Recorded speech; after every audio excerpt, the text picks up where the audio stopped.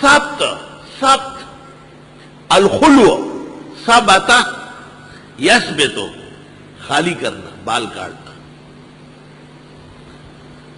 سبت اور سبد ہم مانا ہے، بالکل سر کے بال مونڈنا، او کٹورا بنانا، او آلو اور انڈے کی شکل اختیار کرنا.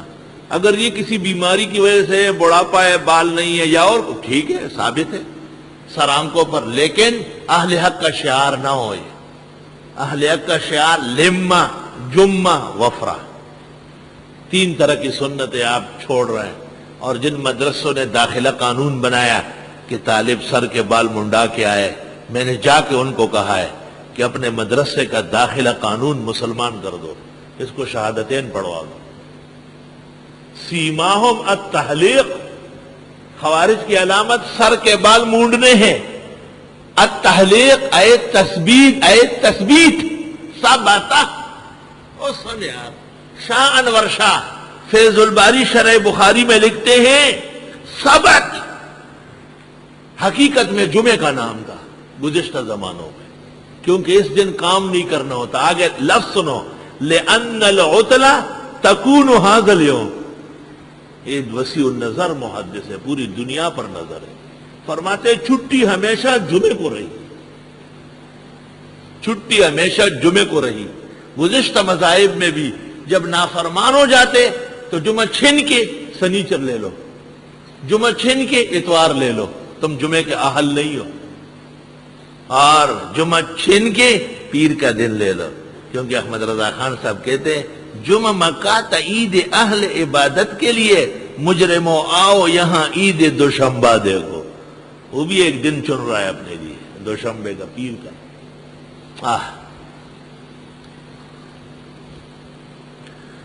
اللہ.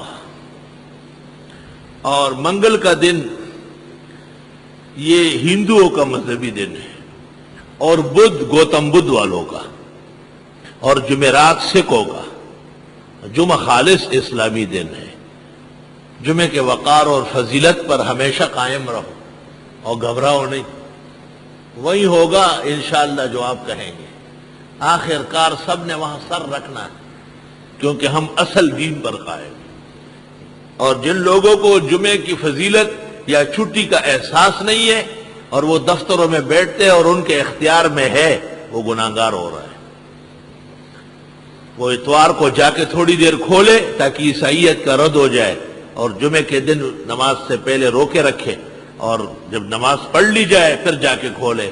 اللہ ہمیشہ برکت کمائی نصیب فرمائے گا.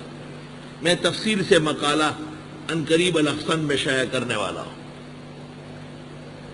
انما جعل السبت على الذين اختلفوا فيه.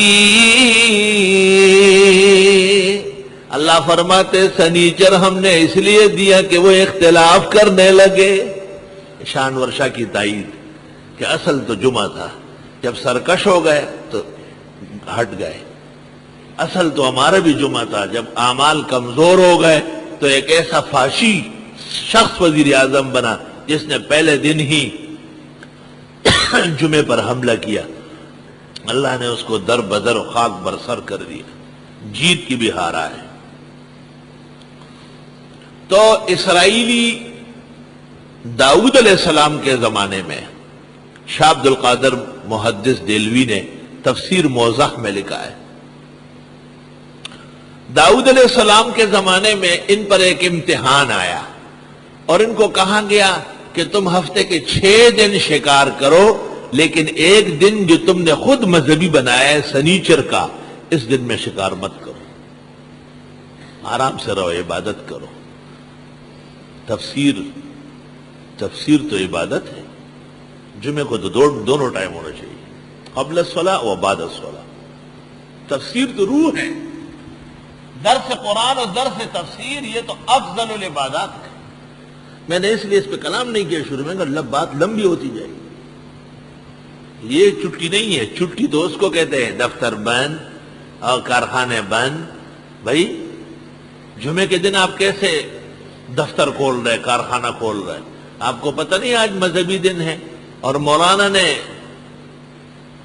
ایوان سے روتے ہوئے جانے والے کو وقت پر کہا تھا کہ آپ نے ان لوگوں کی سزا ان کو دی جو جمعہ پڑھنے والے تھے، جو جمعہ نہیں پڑھنے والے تھے ان کی سزا ان کو دی، جو جمعہ نہیں پڑھتے تھے ان کے لیے اتوار جمعہ برابر، لیکن جو پڑھتے تھے ان کے نظام میں فرق آیا، وہ تیار نہیں ہو سکتے، وہ دفتروں میں بیٹھے، کارخانوں میں پریشان ہیں۔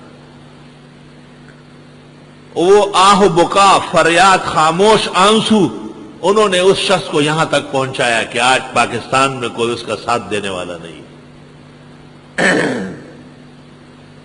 اسرائیلیوں نے ایک عرصے تک تو سنیچر کا احترام کیا، لیکن قرآن پاک آگے جا کے آراف میں ہے استعتیہم ہیتانہم یوم سبتہم شرعا، سنیچر والے دن مچھلیاں کھلی کھلی آتی تھی، ایسی ایسی دوڑتی تھی، مچھلی کنارے پر گھوم رہی ہے اور کنارے پر بنگالی بیٹھا اور روک لو میرا بس زان بول پسے مڑکی آئی سوا۔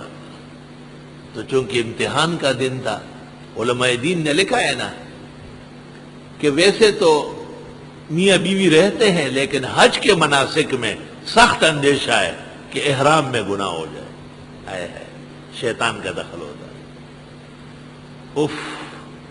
اور فقہاء نے لکھا ہے کہ حج اگر فاسد ہو اور دوبارہ کرے تو بالکل بیوی کو ساتھ نہ رکھے ورنہ دوبارہ گناہ ہو۔ انہوں نے کچھ دنوں تک تو برداشت کیا، پھر ایسا سوچا کہ کنارے پر کچھ حوض بنائے، سنیچر کے دن پانی ادھر ہانکا لیتے تھے، مچھلی بھی بند ہو جاتی، پیچھے سے ہودی بند کر لیتے تھے، اتوار کے دن آ کے کہتے یہ اتوار کا شکار ہے، سنیچر کا نہیں ہے، اور اس کو ہیلہ بنا دیا۔ یاد رکھنا طالب علموں، یہ ہیلہ ہے خلاف النص، ہیلہ مذمومہ ہے جب خلاف النص ہو، اور ہیلہ محمودہ ہے جب موافق نص ہو۔ علی الاطلاق ہیلے کو جائز کہنا یا علی الاطلاق ناجائز کہنا یہ نامناسب بات ہے۔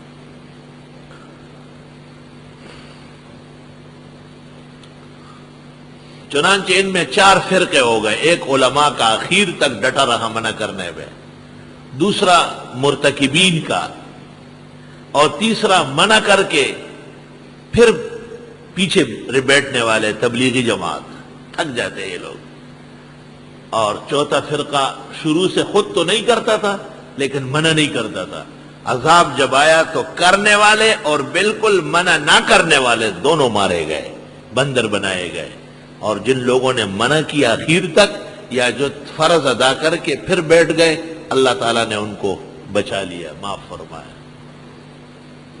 وَلَقَدْ عَلِمْتُمُ الَّذِينَ اعْتَدَوْا، اور البتہ تحقیق تم جان چکے ہو ان لوگوں کو جنہوں نے زیادتی کی، منکم تمہیں میں سے، فی السبت سنیچر کے دن کے بارے میں، فَقُلْنَا لَهُمْ كُونُوا قِرَدَةً خَاسِئِينَ، پس ہم نے کہا ان سے ہو جاؤ بندر ذلیل و خوار۔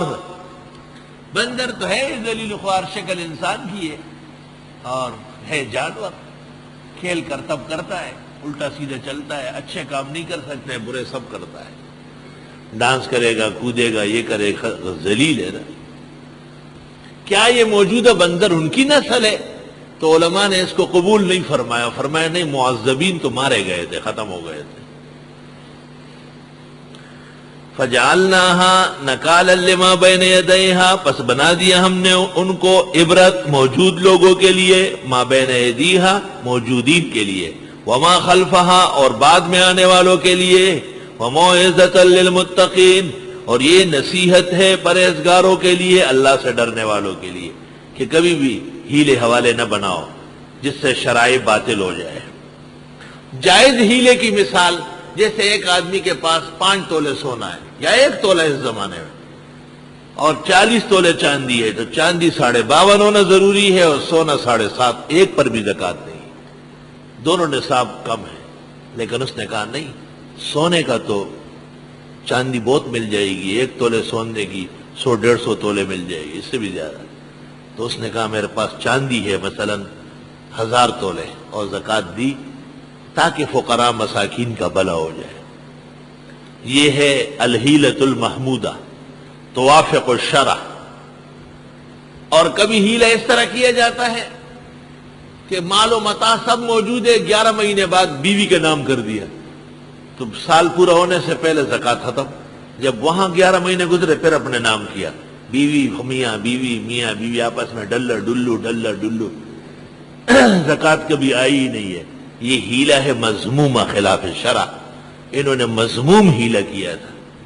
اس سے علی الاطلاق جائز ضروری اور دینی ہیلوں کا انکار، جیسے بعض بزرگوں نے، جیسے شیخ القرآن مولانا طاہر پنجپیری نے اپنی کتاب النشاط عن حیلۃ الاسقاط میں کیا ہے، ان کے وسیع علم کا شان نہیں ہے کہ حقائق چھپائے۔